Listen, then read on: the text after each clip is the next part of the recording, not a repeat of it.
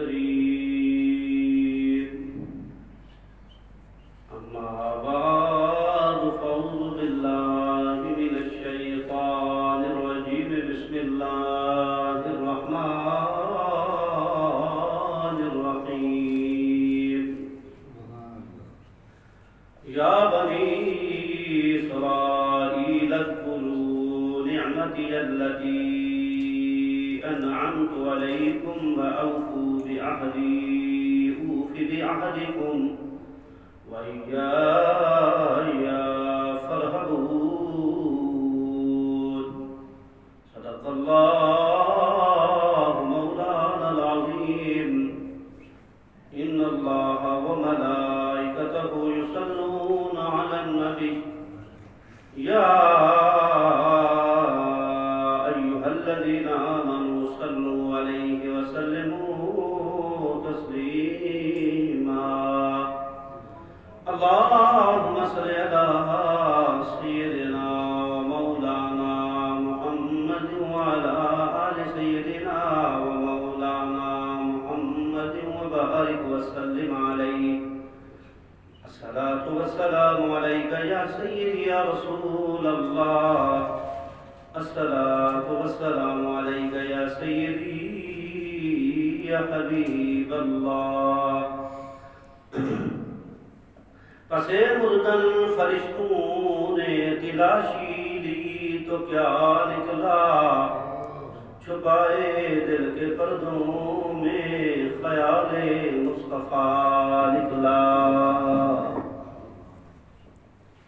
حمد و صلاۃ کے بعد محترم حضرات، جیسا کہ آپ حضرات کو معلوم ہے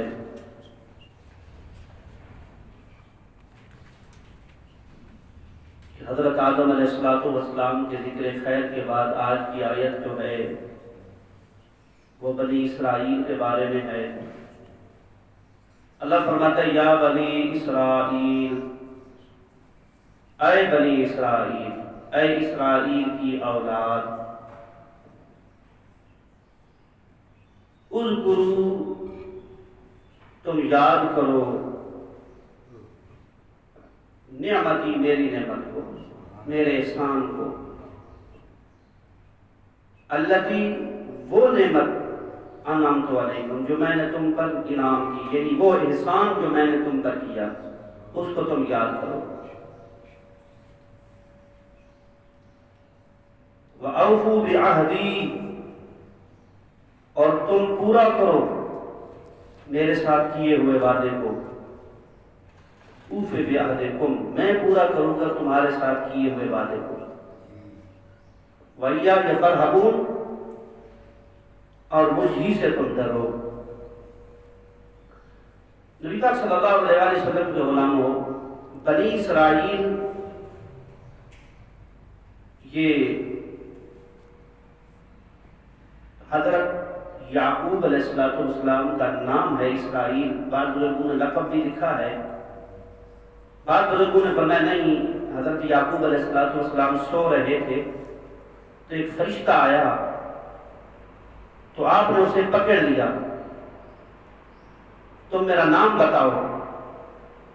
انہوں نے کہا آپ کا نام ہے اسرائیل۔ اسرائیل کا یہ عبرانی زبان کا لفظ ہے، اس کا معنی ہے عبداللہ، اللہ کے بندے، یعنی آپ اللہ کے بندے ہو۔ بنی اسرائیل جو ان کی اولاد ہوئی اور ان سے جو انبیاء ہیں، بعض روایتوں میں اس طرح بھی آتا ہے سوائے 10 نبیوں کے، بقائے سارے نبی جتنے بھی آئے وہ سارے بنی اسرائیل میں سے تھے۔ اور ہمارے آقا حضور صلی اللہ علیہ وسلم اسرائیلی نہیں ہیں، وہ اسماعیل علیہ السلام کی اولاد میں سے ہیں۔ اور جو اسرائیلی نبی نہیں ہیں ان کے نام بھی آدم علیہ السلام، شیس علیہ السلام، نوح علیہ السلام، ہود علیہ السلام، اور صالح علیہ السلام، اور اسحاق علیہ السلام، اور اسماعیل علیہ السلام۔ اور ایک دو اور نام بھی ہے جو میرے ذہن میں نہیں آ رہے۔ بارہ نبی صلی اللہ علیہ وسلم کے غلاموں۔ اس کے علاوہ اسحاق علیہ السلام کے بیٹے ہیں یعقوب علیہ السلام، اور انہی کی اولاد کو بنی اسرائیل کہا جاتا ہے۔ تو اللہ تعالیٰ نے فرمایا بنی اسرائیل تم میری نعمت کو یاد کرو جو میں نے تم پر کی، انعام کیا کہ اتنا عرصہ تک تم میں نبی آتے رہے اور تمہارے اوپر 3 کتابیں اتر چکی ہیں۔ داؤد علیہ السلام پر زبور اتری، صحیفے تو اور ہیں، یہ تو 3 بڑی کتابیں جو مرکزی کتابیں ہیں 3، ان میں سے چوتھی کتاب تو ہمارے حضور سے سب سے جو کتابوں کی سردار کتاب تو قرآن پاک ہے۔ یہ ان سے پہلے جو مرکزی کتابیں ہیں 3، زبور ہو، انجیل ہو، تورات ہو، یہ سارے جتنی کتابیں ساری بنی اسرائیل پر اتری ہیں، یہ بنی اسرائیل کے نبیوں پہ آئی ہیں۔ عیسیٰ علیہ السلام بھی اسرائیلی نبی ہیں۔ تو اللہ تعالیٰ نے فرمایا کہ اتنی نعمتیں میری میں نے تم پہ اتنے احسان کیے کہ اور اتنا تک بھی رہتا کہ 4000 سال تک ان میں نبی آتے رہے۔ تو جب بھی یہ اتنی بڑی اللہ پاک نے نعمت دی کہ نبی انہی میں، اور بعض ایسی جگہوں پہ ان پر اتنی بڑی بڑی مصیبتیں آئیں، اللہ تعالیٰ نے نجات دے دی۔ مثلا موسیٰ علیہ السلام کے ساتھ موسیٰ ہم مر گئے، اللہ کے نبی نے وہ آسا مارا تو ان کو نجات مل گئی۔ قرآن پاک میں ہے کہ ہم نے تمہیں نجات دی، تمہیں نجات دی، فرعون کو غرق کر دیا، اور ہم نے کہا کہ تم جاؤ سجدہ کرتے ہوئے تم ادھر سے داخل ہو جاؤ، تو ہم نے وہی کام سجدہ ہی نہیں کیا۔ یہ قرآن پاک میں آگے پوری وضاحتیں آگے بنی اسرائیل۔ اور ایک اور چیز بھی کمال یہ ہے کہ جو پچھلی آیتیں 40 نمبر آیت ہے یا بنی اسرائیل، اس سے پہلے آیتیں اور تھیں، اور 40 سے لے کر 130 نمبر تک ساری جو آیتیں ہیں وہ بنی اسرائیل کے حق میں ہیں۔ اور ویسے بھی پورے قرآن میں بنی اسرائیل کا مختلف جگہوں پر ہر جگہ واقعہ ہو کوئی نہ کوئی ذکر آ جاتا ہے۔ تو بنی اسرائیل وہ اللہ تعالیٰ نے فرمایا تو میری نعمتیں یاد کرو، کتنی میں نے تم پر نعمتیں کی۔ لیکن اتنا ضرور ہے، ہمارے بزرگوں نے لکھا ہے کہ جب بنی اسرائیل کو کہا کہ تم اللہ کا ذکر کرو، اللہ کو یاد کرو اور میرے نبی پر ایمان لاؤ، تو اپنی نعمتیں یاد کر کے یہ تم پر اتنے احسان ہیں۔ لیکن جب ہمارے آقا حضور صلی اللہ علیہ وسلم کی امت کی بات آئی تو نعمتوں کی بات ہی نہیں آئی۔ فرمایا فاذکرونی اذکرکم، بس تم میرا ذکر کرو، تم مجھے یاد کرو، فاذکرونی، اور میں تمہیں یاد کروں، تو مجھے یاد کرو، تم میرا ذکر کرو، میں تمہارا کروں۔ تو یہ امت محمدیہ کو اللہ پاک نے شرف بخشا ہے، کیونکہ امت محمدیہ پر سب سے بڑا احسان حضور صلی اللہ علیہ وسلم کی ذات اقدس ہے کہ بنی اسرائیل کا نبی موسیٰ علیہ السلام بھی کہہ رہا یا اللہ وہ نبی دے دے کہ اس کی امت میں یہ کمال کہ ایک نیکی کرے 10 نیکیاں ملتی ہیں، ایک گناہ کرے تو 1 گناہ ہے۔ اس امت کے یہ کمال ہے کہ اگر وہ گناہ کا ارادہ کرے تو لکھا نہ جائے۔ تو یہ امت مجھے دے دے، اللہ نے فرمایا تلک امت احمد، یہ امت احمد ہے، یہ آپ کی نہیں ہے۔ تو وہ اتنی دعائیں مانگتے ہوئے نبی مان گئے، اور اس قوم میں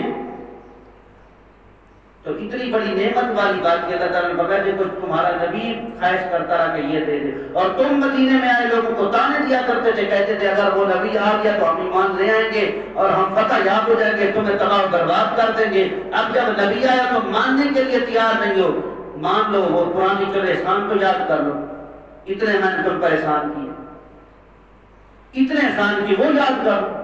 لیکن بدبختی انہوں نے یاد نہیں کیا، اور حضور صلی اللہ علیہ وسلم کی مخالفت میں لگ گئے، 2 فرقوں میں بٹ گئے، ایک یہودی ایک نصرانی، ایک یہودی اور ایک نصرانی۔ نصرانی وہ تھے جو نعوذ باللہ حضرت موسیٰ علیہ السلام کو یہ جو آج کل اگر نصرانی کہتے ہیں کہ ہاں تمہارے قرآن میں یہ بھی ہے کہ ہم ایمان والے ہیں، تو ان سے ہمارا ایک یہ سوال بھی ہے کہ نصرانیوں کا یہ بھی ہے، وہ کہتے ہیں موسیٰ علیہ السلام اللہ کے نبی نہیں ہیں، ان کی پاک دامنی میں، کیونکہ ان کے 2-3 گروہ ہیں، وہ موسیٰ علیہ السلام کی پاک دامنی پر شک کرتے ہیں، ان کو یہ کہتے ہیں کہ یہ معصوم نہیں ہے موسیٰ علیہ السلام اللہ کے نبی، انہوں نے گناہ کیے ہیں، حالانکہ نبی کوئی بھی ہو وہ معصوم ہے، کبھی بھی گناہ اس نے نہیں کیا، تو لہذا اللہ پاک نے محفوظ رکھا۔ تو یہ نصرانی یہ کہتے ہیں، یہودی ظاہر ہے یہودیوں کے لیے سب سے بڑی غلطی یہ تھی کہ اگر وہ جب یہ حکم ہے کہ جب موسیٰ علیہ السلام کے بعد جو نبی آئے گا اس کو ماننا پڑے گا، انجیل آئی تو یہودیوں نے وہی موسیٰ علیہ السلام کو مانا، عیسیٰ علیہ السلام کو نہیں مانا۔ یہ آپس میں جب لڑتے تھے کہتے تھے جب وہ نبی آئے گا ہم اس کا ساتھ دیں گے، لڑائیاں جھگڑے کرتے کہتے تھے وہ نبی آئے گا تو ہم اس کا ساتھ دیں گے۔ جب حضور صلی اللہ علیہ وسلم آئے تو نہیں ساتھ دیا۔ پھر اللہ تعالیٰ نے فرمایا وہ تم نعمتیں یاد کرو جو تم پر اللہ نے کی ہے۔ اور ایک اور بھی نبی پاک صلی اللہ علیہ وسلم نے فرمایا وہ لوگ جو مجھ سے پہلے کسی نبی پر ایمان رکھتے تھے اور پھر انہوں نے وہ میرے اوپر بھی ایمان لے آئے تو فرمایا اللہ انہیں 2 اجر دے گا، پچھلے نبی کے ایمان کا بھی اس نبی کا۔ یعنی اس وقت وہ اس کا شریعت پر چل کرے، ان کے مطابق جو حکم تھا، نمازیں تھیں، روزے تھے، اچھے عمل تھے، ان کے مطابق شریعت جو تھی وہ کرتے تھے۔ جب میں آیا تو میرے مطابق انہیں زیادہ دونوں کا ثواب ملے گا۔ لیکن اگر اس نبی کو نہیں مانتے تو اللہ تعالیٰ نے فرمایا آپ فارغ ہو گئے، یہ فارغ ہے۔ اللہ نے فرمایا میرے ساتھ جو وعدہ تھا تمہارا پورا کرو۔ وعدہ یہی تھا یا اللہ وہ نبی بھیج دے۔ یہ کھجور یہ یہودی آباد ہو کے ادھر آئے تھے، یہ کسی اور جگہ کہ یہاں آ کے آباد ہوئے کہ ہم ادھر رہیں گے، نصرانی آباد ہوئے، نام سنتے تھے اور یہ آ کے نہیں ہوا مسلمان، نصیب کی بات۔ تو ایمان بھی ایک اور چیز بھی بزرگوں نے لکھا ہے کہ حق سے بندہ اس وقت دور ہوتا ہے جب متکبر ہو جائے۔ یہودیوں میں یہ تکبر بھی تھا، لیکن ایک اور چیز بھی ہے، نصرانیوں اور یہودیوں کے بارے میں اللہ تعالیٰ نے یہ ضرور فرمایا ہے کہ یہودی زیادہ سخت ہے نصرانیوں کی نسبت۔ نصرانیت جبکہ مسلمانوں کے کوئی دوست نہیں ہو سکتے، لیکن ان کی نسبت مسلمانوں کے قریب ہیں، حق میں ہیں، لیکن یہ بہت بڑے بے ایمان ہیں یہودی۔ اور پھر یہودی کو کوئی وجود بھی نہیں ہے، اسرائیل ہے، کوئی ملک کا وجود نہیں ہے، ابھی امریکہ ہاتھ اٹھا لے تو یہ ختم ہو جائیں گے۔ حضور صلی اللہ علیہ وسلم نے فرمایا ان کو زمین میں پناہ نہیں ملے گی، لیکن یہ دوسروں کی ٹیک پر کھڑے ہوتے ہیں، جیسے وہ ہاتھ اٹھا لے ختم ہو جائیں۔ تو بہرحال نبی صلی اللہ علیہ وسلم کا غلام اللہ تعالیٰ نے فرمایا میں نے تم پر اتنے احسان کیے اور تم مجھے یاد کرو، میرے نبی پر ایمان لاؤ، اوفوا بعہدی، پورا کرو میرے ساتھ جو وعدہ تم نے کیا تھا کہ اگر وہ آخری نبی آئے گا تم ایمان لاؤ گے ضرور لائیں گے، مدد کرو گے ضرور کریں گے۔ اگر تمہیں نبی کہتے رہے اور تم نے اپنے نبیوں کے سامنے اقرار کیا کہ اگر وہ آئے گا تو ہم ایمان لائیں گے، آ چکا ہے، میرے ساتھ تمہارا وعدہ تھا، میرا وعدہ کیا کہ میں پورا کروں گا۔ کیا میں پورا کروں گا؟ کہ تمہیں وہ باغات دوں گا جس کا میں نے وعدہ کیا ہے، وہ جنتیں دے کر جس کا میں نے تم سے وعدہ کیا ہے، وہ تمہیں نعمتیں دوں گا، مزید نعمتیں دوں گا۔ فَإِيَّايَ فَارْهَبُونِ، مجھے سے ڈرو۔ اور ساتھ یہ بھی فرمایا وَآمِنُوا بِمَا أَنزَلْتُ مُصَدِّقًا لِمَا مَعَكُمْ، اور ایمان لے آؤ، ایمان لاؤ بِمَا أَنزَلْتُ، بِمَا أَنزَلْتُ مُصَدِّقًا، وہ جو میں نے نازل کیا، مُصَدِّقًا لِمَا مَعَكُمْ، تصدیق کرنے والی کتاب، سچ بتانے والی کتاب، سچ ثابت کرنے والے وہ جو میں نے نازل کیا، معکم جو تمہارے پاس ہے۔ یہ جو قرآن پاک نازل ہوا ہے جو تمہارے پاس موجود ہے اس کی بھی تصدیق کر رہا ہے، اور جو تمہارے پاس اس کی تصدیق کر رہا ہے تم نہیں مان رہے۔ تمہارے پاس تورات میں نبی کی صفات موجود ہیں، انجیل میں نبی پاک کی صفات موجود ہیں، لہذا تم نہیں مان رہے۔ اب وہ کتاب جو اس نبی پر آئی ہے اس کے بھی ایمان کی دیکھو کیا کمال ہے، ایمان کے اعتبار سے کیا کمال لوگ ہیں۔ یہ حق نہیں چھپاتے، یہ بتاتے ہیں موسیٰ علیہ السلام بھی عظیم نبی ہیں، عیسیٰ علیہ السلام بھی عظیم نبی ہیں، ان کی کتاب میں اگر ان کے حق میں کوئی چیز آئی ہے تو یہ بتا رہے ہیں، تصدیق کر رہے ہیں یہ بات سچی ہے، یہ سچی ہے، لیکن تمہارے پاس موجود ہے کہ یہ نبی سچا ہے، تم تصدیق نہیں کرتے، تمہارا بھی حق بنتا ہے۔ تو لہذا اللہ تعالیٰ نے فرمایا جو نازل کیا اللہ پاک نے تصدیق کرنے والی ہے وہ تمہارے پاس جو موجود ہے اس کی وہ کتاب تمہاری بھی تصدیق کر رہی ہے۔ اور ساتھ یہ بھی فرمایا وَلَا تَكُونُوا أَوَّلَ كَافِرٍ بِهِ، اور نہ ہو تم پہلے انکار کرنے والے اس کے، تم پہلے نہ بنو انکاری۔ پہلے انکاری کیوں؟ پہلا انکار جو پتہ کرتا ہے، پہلا اگر کوئی بندہ جس طرح شیطان نبی کی اتباع سے انکار کر رہا ہے، نبی کو سجدے سے انکار کے، تو آج تک جتنے بھی غلط کام ہوتے رہیں گے نبی کی تعلیم میں کوئی بھی شیطان کو اس کا حصہ ضرور جا رہا ہے۔ کوئی بندہ اگر نیکی کر رہا ہے تو جو نیک لوگ تھے جنہوں نے راستے بتایا ان کو حصہ ضرور جا رہا. اللہ فرماتے ولا تکونوا اول کافر بھی، تم پہلے کافر کیوں بنتے ہو کہ بعد میں تمہیں دیکھ کر لوگ کافر رہیں اور ان کا وبال بھی تم پر پڑا رہے. کیوں کرتے ہو اس طرح؟ تم نہ کرو، سیدھے ہو جاؤ. ولا تکونوا اول کافر بھی، سیدھے ہو جاؤ، تم اس طرح نہ کرو، تمہارے یہ وبال پڑ جائے گا. تم پہلے کافر کیوں بنتے ہو؟ تمہارے پاس حکم آ چکا ہے، تمہارے پاس نبی موجود ہے، لہذا تم ایمان لے آؤ. کافر بھی ولا تشتروا بآیاتی ثمنا قلیلا، اور نہ تم میری آیتوں کو تھوڑے ثمن کے بدلے خریدو. تھوڑا ثمن، تھوڑے ثمن سے کیا مراد ہے؟ ایک تو بات یہ تھی کہ حضور صلی اللہ علیہ وسلم کے غلاموں یہ مسئلے مرضی کے بتاتے تھے. امیر کے لیے مسئلہ ہو، غریب کے لیے اور پیسے لے لیے، غریب کو مسئلہ دوسری طرح کا. امیر کے لیے حدیں جہاں ہوتی تھی، بھائی راجم کرنا ہے، کسی کو قتل کرنا ہے، قصاص لینا ہے، تو بڑے کے لیے اور تھا، چھوٹوں کے لیے اور تھا. تو اللہ تعالیٰ نے فرمایا یہ کیا کر رہے تم؟ میری آیتوں کو بیچ رہے، تھوڑے سے پیسے لے کر اس طرح تم کر رہے ہو. اور ایک اور چیز بھی بتاؤں، بیاجاتی سامان قلیلہ سے مراد یہ بھی نہیں ہے کہ کتنی. میں تو یہ کہتا ہوں کہ کل بتاؤ دنیا قلیل، کہ دنیا قلیل ہے. جب دنیا قلیل ہے تو ساری دنیا بھی اگر دے دی جائے تو اسلام کو نہ بدلو. اگر تم نے بدل دیا سمجھو تم نے تھوڑا سا مال لے کے اسلام کو بدل دیا. لہذا اللہ تعالیٰ نے فرمایا تم اس طرح کیوں کرتے ہو، یہ غلط کام کیوں کر رہے ہو. اور اسی آیت کے تحت بعض بزرگ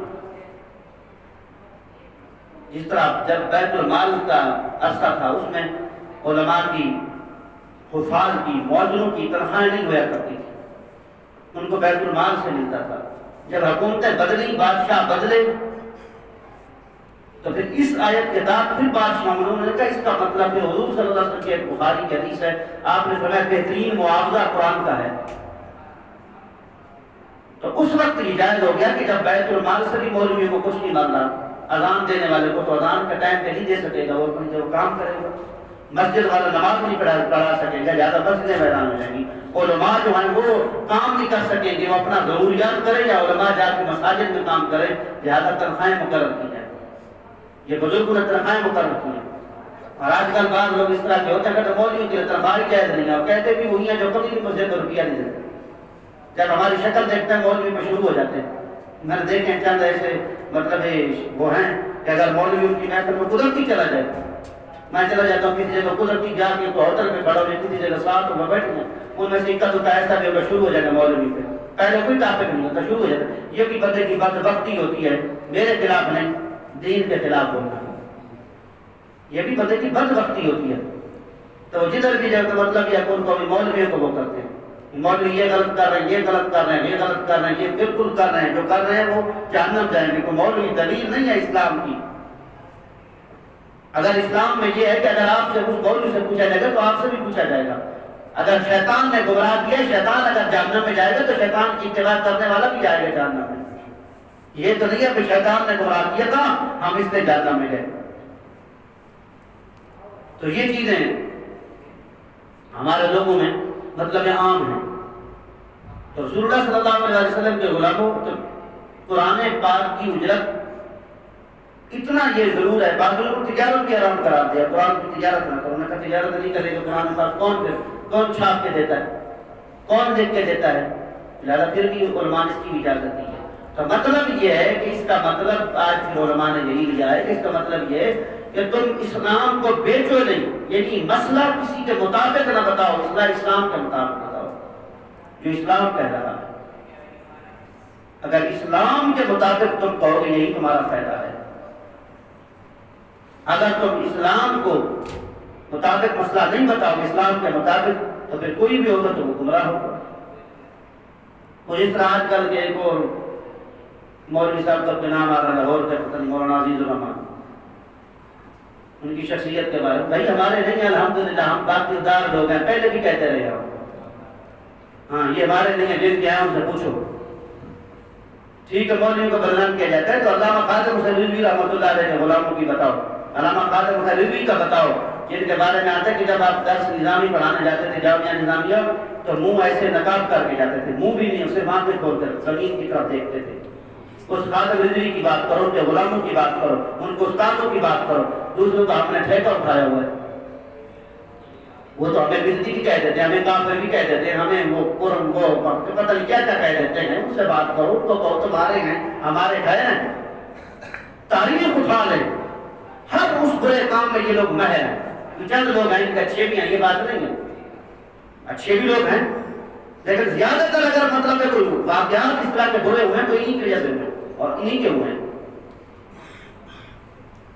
اور ہم نے یہ نہیں کیا۔ تو بارہ رسول اللہ صلی اللہ علیہ وسلم کے غلاموں تو اللہ تعالیٰ نے فرمایا وَإِيَّايَ فَاتَّقُونِ، مجھ ہی سے ڈرو۔ آگے فرمایا وَلَا تَلْبِسُوا الْحَقَّ بِالْبَاطِلِ، اور نہ ملاؤ باطل کے ساتھ حق کو۔ ایک تو یہ ملانا، دوسرا ہوتا ہے التباس پیدا کرنا، ملتبس کرنا، خلط ملط کر دینا، بندے کو حق اور باطل کی سمجھ نہ آئے۔ یہ کون لوگ ہیں؟ الحمدللہ آج سے 50 سال پہلے جتنے مسلمان بیٹھے ہیں جو بزرگ ہیں، آپ کو ٹینشن نہیں ہوتی کہ قرآن خوانیاں کر رہے ہیں، دعائیں مانگ رہے ہیں، چیلم ہو رہے ہیں، میلاد النبی کی محفلوں میں کوئی ٹینشن نہیں، کوئی اختلاف نہیں ہے۔ ایسے لوگ پیدا ہو گئے مسلمانوں میں، ایسے شوقوں کو شبہات چھوڑ دیے، اب بندے پر وہ ان چیزوں کو سوچنے پہ مجبور ہیں یہ جائز ہے یا نہیں ہے۔ یہ التباس کس نے کیے؟ مسلمان جہاں اتفاق سے رہ رہے تھے، مسلمانوں میں کوئی فتنہ بازی، کوئی لڑائی جھگڑے تھے نہیں، تو چند لوگ آئے جنہوں نے فتنہ کھڑا کیا، اور مسلمان آج ہر مسلمان التباس کا شکار ہے، ملتبس۔ تو اللہ تعالیٰ فرماتا ہے حق کو باطل کے ساتھ ملتبس نہ کرو، حق کو واضح کر کے بتاؤ یہ حق ہے یہ باطل ہے۔ حق اور باطل کو ملانا نہیں آپ نے۔ بارہ رسول اللہ صلی اللہ علیہ وسلم کے غلاموں آگے فرمایا وَتَقْتُمُ وَلَا تَلْبِسُوا الْحَقَّ بِالْبَاطِلِ وَتَقْتُمُوا الْحَقَّ وَأَنْتُمْ تَعْلَمُونَ، اور حق کو بھی نہ چھپاؤ، چھپاؤ بھی نہ حق کو، حق بھی ظاہر کرو۔ وَتَقْتُمُوا الْحَقَّ وَأَنْتُمْ تَعْلَمُونَ، حالانکہ تم جانتے ہو، تم عالم ہو، تم وہ بات کرو۔ عالم سے مراد یہ نہیں ہوتا کہ مطلب میں اگر 10 سال پڑھا تو عالم، ہر اس چیز کا علم، اگر تھوڑی سی چیز ہے اس کا آپ کو علم ہے تو آپ کے لیے بھی آپ بھی اس چیز کے عالم ہیں، آپ بھی اس چیز کے عالم ہیں۔ کاشتکاری ہوتی ہے، فصل ہوتی ہے، گنا رکھا جاتا ہے، گنے کا مجھے پتہ نہیں ہے کس طرح ہوتا ہے، مجھے پتہ ہے بنانا، مجھے یہ اصول پتہ نہیں ہے گنا بھی کیسے رکھا جاتا ہے کس طرح، یہ آپ کو پتہ ہے، آپ عالم ہیں اس کا۔ اگر گنا توڑے گے تو کون مجھے مگر مولوی نہیں بتایا، بھائی آپ نہیں جانتے، آپ نہیں جانتے یہ اس طرح میں نہیں کرنا تھا، گنے کو کاٹ دیا، کسی کا راستہ بند کر دیا، کسی کو پتہ نہیں ہے کہ گناہ ہے، بند کر دیا، ٹھیک ہے ہو گیا راستہ بند، راستہ بند کرنا گناہ تھا، کہنا مولوی نہیں بتا، بھائی بتایا کیا جو پتہ ہے، جس کو پتہ ہے۔ ایک بندہ جا کے گندگی کھانا شروع ہو جائے اور اسے پتہ بھی ہو کیا اس طرح کرتا ہے کہ بیٹھ جا گندگی کی ہے، پتہ ہے، کہتا ہے یہ گندگی ہے میں نہیں کھاتا، میں نے کہا اس کا مجھے پتہ ہے یہ نہیں کھاتا، پھر وہ کیوں کھا رہا ہے؟ ادھر مولوی پہ ڈال دیا جاتا ہے، ادھر اپنے اوپر، ادھر ہم اتنے سمجھدار ہیں گند نہیں کھاتے، جب دوسرا گند کھا لیتا کہتا ہے مولوی پر تو ڈالو، کیوں کہ مولوی بتائے۔ بھائی مولوی کا مسئلہ یہ ہے کہ جس چیز کا آدمی کو پتہ نہیں ہے، جس چیز کا وہ عالم نہیں ہے دوسرا بتائے، اگر وہ اس چیز کا وہ خود عالم ہے تو کبھی وہ بھی ہمت کر لے، وہ بھی ہمت کر لے۔ حضور صلی اللہ علیہ وسلم کو غلاموں فرمایا ایک وہ بندہ ہے جس نے کام غلط کیا، اس کو ایک عذاب دیا جائے گا، جو جانتا نہیں تھا، جو جانتا ہے اس نے غلط کام کیا اسے 7 عذاب دیے جائیں گے، یعنی اتنا ذلیل و رسوا کیا جائے گا۔ دوبارہ رسول اللہ صلی اللہ علیہ وسلم کے غلام حق اور باطل کو واضح کر دو۔ ایک بادشاہ گزرا ہے سلیمان بن عبد الملک، سلیمان بن عبد الملک بادشاہ تھا، تو مدینہ پاک میں گیا، جب مدینہ شریف میں جاتا ہے تو کچھ دن اس نے وہاں قیام کیا، اس نے ایک دن پوچھا اپنے دوستوں سے کہ کوئی ایسا بندہ بھی موجود ہے جو اپنے صحابہ کو، ہمارے حضور صلی اللہ علیہ وسلم کے صحابہ کو ملا ہو اور اس سے ہماری ملاقات نہ کری ہو؟ انہوں نے کہا ایک بندہ موجود ہے جو حضور صلی اللہ علیہ وسلم کے صحابہ کو ملا ہوا ہے لیکن آیا نہیں۔ کون ہے؟ اس کی کنیت ہے ابو حازم۔ ابو حازم نامی ایک شخص ہے، اس نے کہا اسے بلایا جائے۔ سلیمان بن عبد الملک نے اس کو بلایا، ابو حازم کو وہ آئے تو حضرت ابو حازم کو سلیمان بن عبد الملک کہنے لگے یہ کیسی بے مربتی ہے، یہ کیسی بے وفائی ہے؟ تو حضرت نے فرمایا آپ نے میرے اندر کون سی بے وفائی اور بے مربتی دیکھی ہے؟ وہ کہنے لگے جناب اتنے لوگ مجھ سے ملنے آئے ہیں، پتہ ہے لوگوں کو میں آیا ہوں، میں وقت کا بادشاہ ہوں، اتنے لوگ ملنے آئے ہوں لیکن آپ نہیں آئے مجھے ملنے، تو یہ بے وفائی نہیں ہے، بے مربتی نہیں ہے؟ تو آپ نے فرمایا بادشاہ سلامت آپ اللہ پاک کی پناہ میں دیتا ہوں، کوئی ایسی بات کرے جو غلط ہو، جب میں آپ کو جانتا نہیں ہوں اور آپ مجھے نہیں جانتے تو ملاقات کا کیا فائدہ ہوگا؟ ملاقات کا کیا فائدہ ہوگا؟ تم مجھے نہیں جانتا، میں تمہیں نہیں جانتا، تو ملاقات کروں گا مجھے کیا فائدہ ہوگا؟ کوئی فائدہ ہی نہیں ہے۔ جب ایک ملاقات ہی نہیں ہے تو میں ضروری آپ کے پاس ہوں، ضروری آپ کا تعارف کرو کہ میں خدا ہوں۔ بادشاہ نے جب یہ بات سنی تو مجلس کی طرف دیکھا کہ یہ صحیح کہہ رہا ہے، تو اس میں حضرت ابن شہاب زہری بخاری کے راوی ہیں، اور بخاری کے راوی اور متنازع راوی، جدھر بھی مسائل پہ جو تنازعات ہیں، لڑائی جھگڑے ہیں، وہ اسی راوی کی وجہ سے، اگرچہ وہ ایک آدمی تھا، مطلب یہ کہ متنازع باب فدق کا مسئلہ ہو، دوسرے مسائل ہیں، اکثر اسی سے روایت ہے۔ اس لیے بعض بزرگ تو اسے غیر وہ مطلب اختلاف رکھتے ہیں، ہم یہ نہیں کہتے، بلکہ وہ اللہ کا پتہ ایک آدمی تھا، ابن شہاب زہری بیٹھا تھا، انہوں نے کہا بالکل اس نے صحیح کہا ہے، آپ نے غلط کیا۔ بادشاہ کو کہا آپ نے غلط کیا، اس نے صحیح کہا کہ جب جانتا ہی نہیں ہے تو ملاقات کس چیز کی؟ اس نے چند باتیں رکھی تھی کہ بادشاہ نے پوچھا، پہلا یہ اسی حوالے سے میں بات کر رہا ہوں، بادشاہ نے پوچھا جناب ابو حازم یہ بتاؤ کہ بندہ موت سے کیوں بھاگتا ہے؟ ابو حازم نے کہا کہ اس وقت بندہ موت سے بھاگتا ہے جب آخرت ویران ہو، دنیا کو آباد کیا ہوا ہو، آخرت ویران ہو تو ظاہر ہے آبادی سے نکل کر ویرانی کی طرف جب جائے گا ڈر تو لگے گا، لہذا اس لیے اسے ڈر لگتا ہے کہ جب آبادی سے نکلنا ہے ویرانی کی طرف جانا ہے، اس لیے ڈر لگتا ہے۔ بادشاہ نے کہا بالکل آپ نے درست فرمایا، بالکل آپ نے صحیح کہا ہے۔ پھر بادشاہ نے ایک اور سوال کیا، اس نے بادشاہ نے کہا کہ سب سے اچھا عمل کون سا ہے؟ حضرت ابو حاتم نے فرمایا سب سے اچھا عمل یہ ہے کہ تو فرائض اور واجبات کو ادا کرے اور حرام سے دور رہے، فرائض اور واجبات کو پورا کر اور حرام سے دور رہے، یہ سب سے اچھا عمل ہے۔ اس نے پھر اور سوال کیا مرنے کے بعد جب اللہ تعالیٰ سے ملاقات کرتا ہے تو ملاقات کا کیا طریقہ ہوتا ہے؟ کس طرح وہ اللہ سے ملاقات کرے گا؟ اس نے کہا دو طرح کے بندے ہوں گے، ایک وہ بندہ جس نے صالح عمل کیے، ایک وہ بندہ جس نے برے عمل کیے۔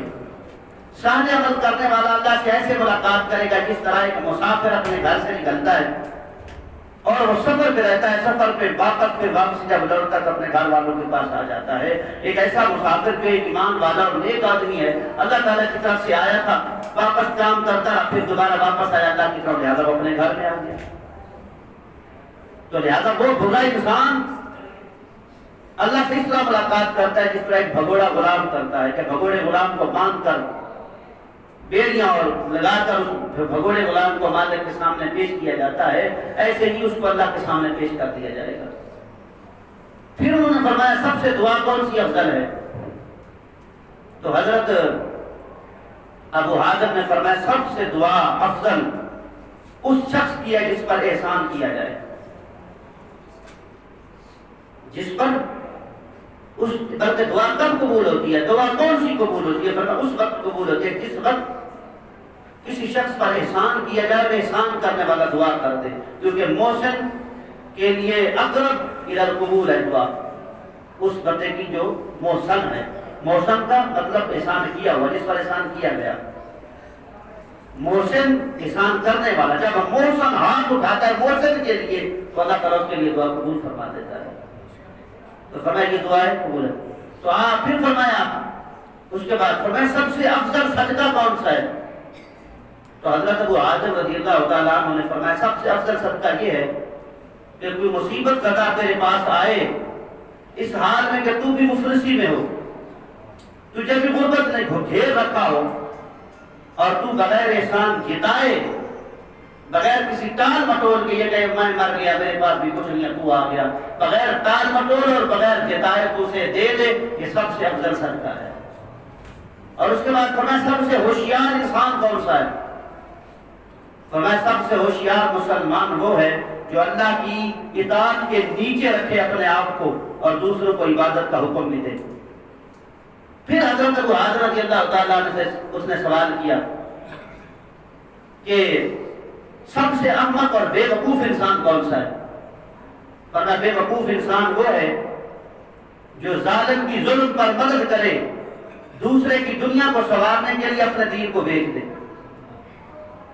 دوسرے کو دنیا کو سنوارنے کے لیے ظالم کی مدد کی. آج کل یہی ہو رہا ہے, بندے نمازیں بھی پڑھتے ہیں وہاں جا کے غلط راستے بھی اختیار کر لیتے ہیں, روزے بھی رکھتے ہیں غلط طریقے اختیار کر لیتے ہیں, کوئی کسی کے لیے جھوٹ مارنے کے لیے تیار ہے, کسی کے لیے قسمیں اٹھانے کے لیے.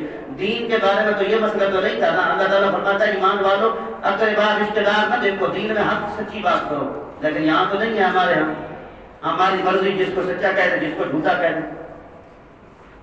تو لہذا فرمایا کہ وہ بندہ سب سے بڑا احمق اور بے وقوف ہے جس نے دوسرے کی دنیا بنانے کے لیے اپنی آخرت کو بیچ دیا, دین کو بیچ دیا. ایسے نہیں ہے, کتنے لوگ ہوتے ہیں, کتنے لوگ ناجائز کسی کی زمین پر قبضہ ہے, کسی کی کھیت پر قبضہ ہے, کسی کے گھر پر قبضہ ہے, کسی کے کہاں قبضے کر کے بیٹھے ہیں, اور چار بندے اس کے ساتھ وہ قسمیں اٹھانے والے ہیں جن کو پتہ ہے یہ جھوٹا ہے, اور کیا وہ اسلام میں کیا ہوگا, اس نے یہی کیا ظالم کی مدد کر کے اپنے دین کو بیچ دیا ہے.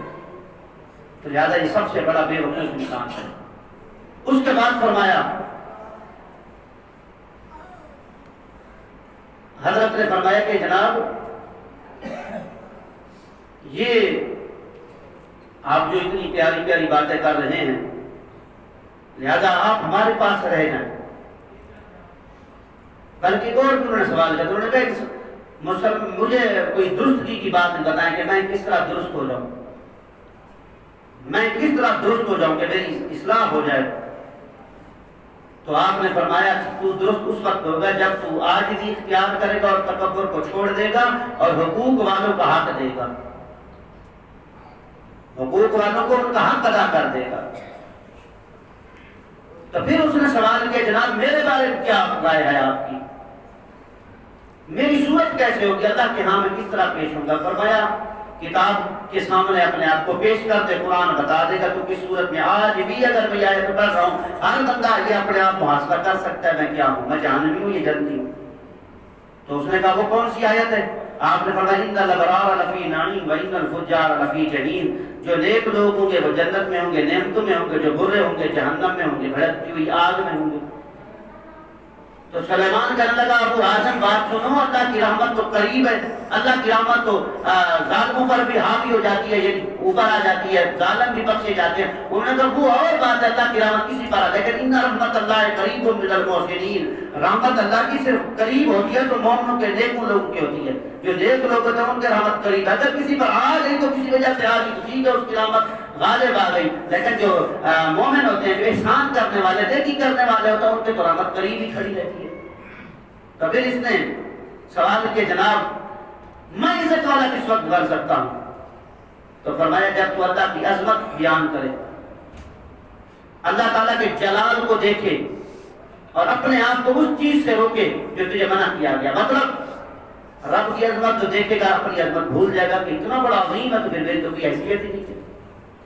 اگر غصہ آئے گا جلال آئے گا تو رب نے حکم فرمایا نبی پاک حکم فرمایا غصہ نہ کرو, اگر تمہیں جلال آئے گا رب کے جلال کو یاد کر لے تو پھر غصہ بھی ٹھنڈا ہو جائے. اور ساتھ جو اور اس کے بعد جو بات کری وہ دیکھیں, کمال بات ہے, اور مسلمان ہر بندہ ایسا ہو سکتا ہے. فرمایا عزت والا کب بنو گا؟ فرمایا جب تم اس چیز سے رک جاؤ جس کا اللہ نے حکم دیا ہے، جس سے اللہ نے منع فرمایا ہے، اس سے رک جاؤ جس سے اللہ نے منع فرمایا ہے۔ اور ساتھ یہ بھی فرمایا اس جگہ پہ غیر حاضر نہیں بلکہ اس جگہ پہ حاضر ہونا جس کا اللہ نے حکم فرمایا ہے۔ جس جگہ کا اللہ نے حکم فرمایا اس پر حاضر ہونا۔ مسجد میں 5 حکم ہوتے ہیں، حاضر ہو جو نماز کے لیے کتنے آتے ہیں وہ دیکھ لیں۔ بندے کہتے ہیں عزتیں نہیں ملتی، بچے مارتے ہیں، بچے بدتمیزی کرتے ہیں۔ میں نے کہا پھر نصیب کو کہو،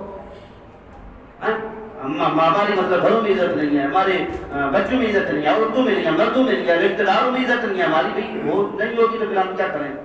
وہ یہی ہے حضور صلی اللہ علیہ وسلم کا فرمان۔ اور حضرت ابو حاتم نبی پاک کے صحابی جو دیکھنے والے تابعی ہیں وہ یہ کہہ رہے ہیں، وہ کہہ رہے ہیں جس چیز سے جس کا اللہ نے حکم دیا اس جگہ حاضر رہنا یہی عزت ہے تیری۔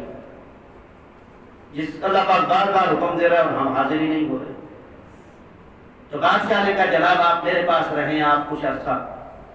ابو حاتم کو حضرت ابو حاتم نے کہا اللہ کی پناہ میں آپ کے پاس نہیں رہنا چاہتا۔ انہوں نے کہا کیا وجہ کیا ہے؟ آج وہ بھی سوچ لیں، سب مسئلہ سب کے لیے ثابت ہے۔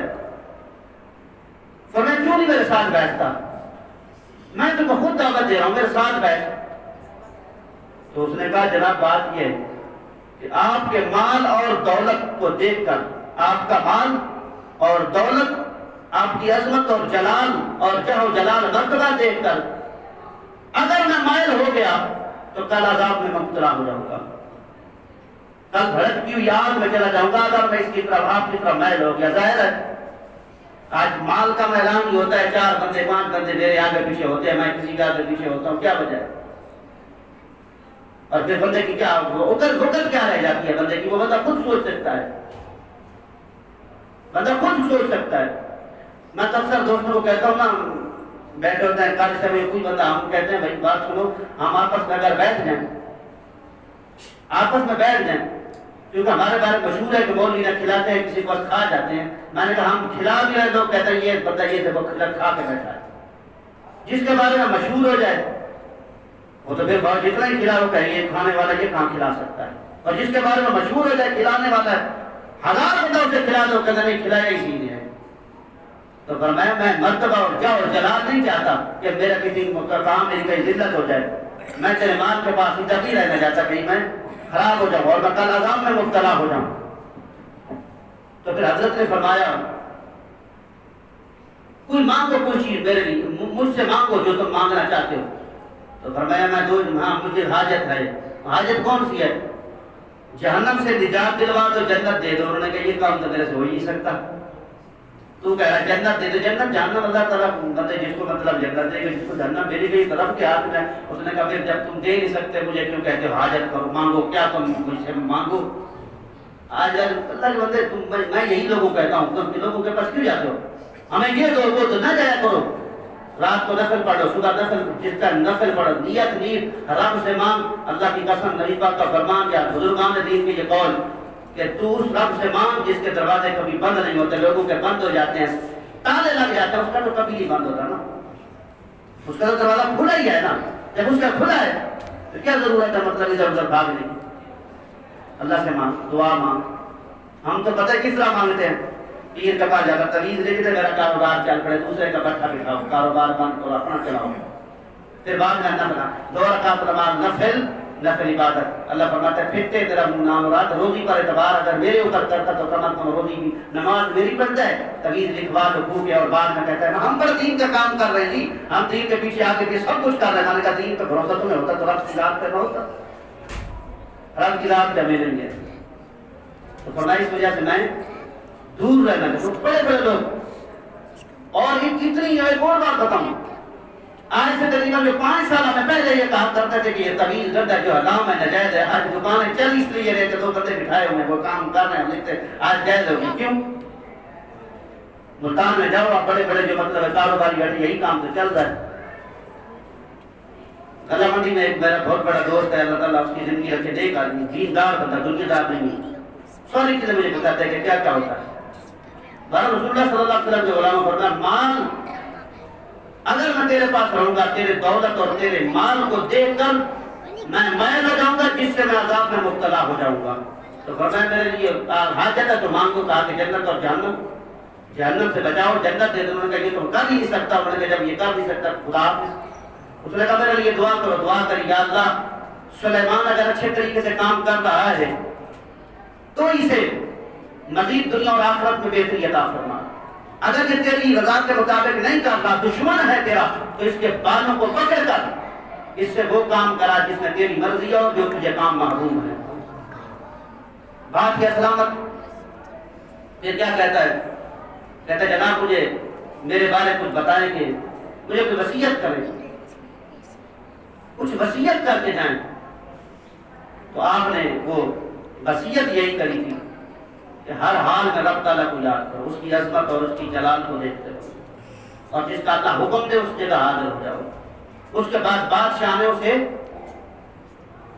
10,000 بلکہ یاد نہیں آ رہا 1,000 تھے یا 10,000 یا 100 دینار تھے، جتنے بھی تھے، وہ ابو حزم کو دیے، تھیلی میں بند کر کے کہا کہ یہ لے لو، یا کسی بندے کا ہاتھ دلوائے۔ تو حضرت ابو حازم نے خط لکھ کے دے دیا دوبارہ۔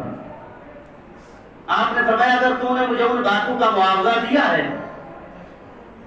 جو باتیں میں نے کری ہیں، ان باتوں کا اگر تو نے مجھے معاوضہ دیا ہے تو یہ میرے لیے خون اور خنزیر کے گوشت، میرے لیے خون اور خنزیر کا گوشت اس سے بہتر ہے، اس سے بہتر ہے۔